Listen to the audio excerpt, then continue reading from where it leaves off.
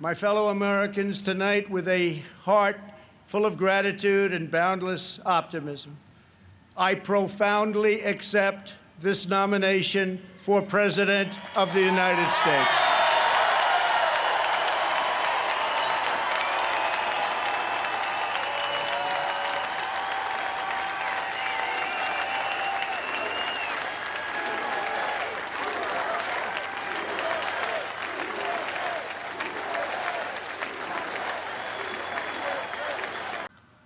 Your vote will decide whether we protect law-abiding Americans or whether we give free rein to violent anarchists and agitators and criminals who threaten our citizens.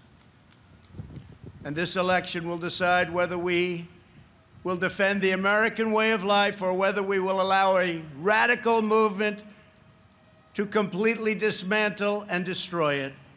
That won't happen.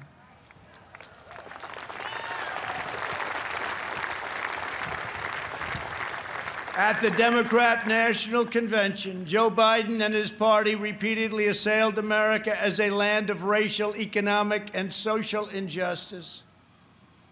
So tonight I ask you a simple question. How can the Democrat Party ask to lead our country when it spends so much time tearing down our country? Biden is a Trojan horse for socialism. If Joe Biden doesn't have the strength to stand up to wild-eyed Marxists like Bernie Sanders and his fellow radicals, and there are many, we see them all the time, it's incredible actually, then how is he ever going to stand up for you? He's not. The most dangerous aspect of the Biden platform is the attack on public safety. The Biden-Bernie manifesto calls for abolishing cash bail, immediately releasing 400,000 criminals onto the streets and into your neighborhoods. When asked if he supports cutting police funding, Joe Biden replied, yes, absolutely. Many Americans, including me, have sadly lost friends and cherished loved ones to this horrible disease.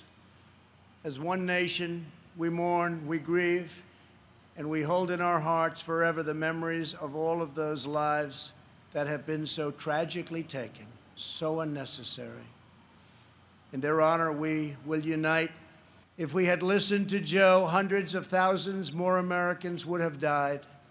Instead of following the science, Joe Biden wants to inflict a painful shutdown on the entire country.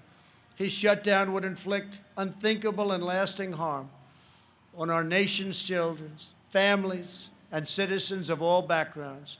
The cost of the Biden shutdown would be measured in increased drug overdoses, depression, alcohol addiction, suicides, heart attacks, economic devastation, job loss, and much more. Joe Biden's plan is not a solution to the virus, but rather it's a surrender to the virus. We are producing them in advance so that hundreds of millions of doses will be quickly available. We will have a safe and effective vaccine this year, and together we will crush the virus. We must never allow mob rule. We can never allow mob rule.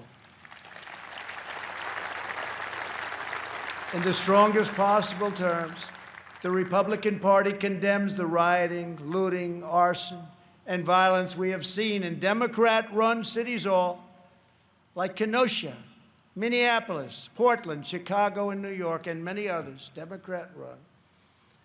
There is violence and danger in the streets of many Democrat-run cities throughout America. This problem could easily be fixed if they wanted to. Just call. We're ready to go in. We'll take care of your problem in a matter of hours. Just call. We have to wait for the call. It's too bad we have to, but we have to wait for the call. We must always have law and order.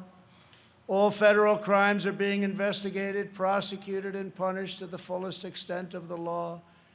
When the anarchists started ripping down our statues and monuments right outside, I signed an order immediately, 10 years in prison And it was a miracle. It all stopped. No more statues.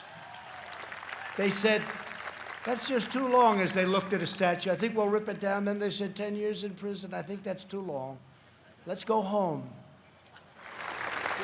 And on November 3rd, we will make America safer. We will make America stronger. We will make America prouder. And we will make America greater than ever before. I am very, very proud to be the nominee of the Republican Party. I love you all. God bless you, and God bless America. Thank you very much.